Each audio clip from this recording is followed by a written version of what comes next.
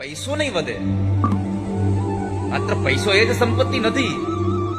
વિચાર, વાણી અને વ્યવહાર આ બધામાં સમૃદ્ધિ વધે તો સમજવું આ કાવ્ય બરાબર થઈ રહ્યું છે.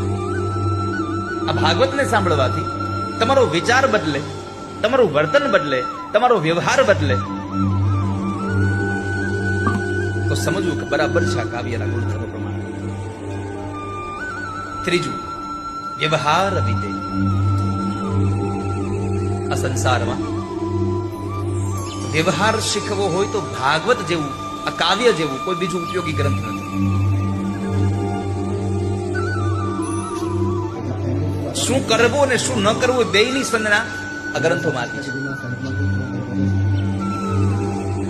માણસે શું કરવું જોઈએ એ પણ ભાગવત શીખડાવે. માણસે શું ન કરવું જોઈએ એ પણ ભાગવત શીખડાવે.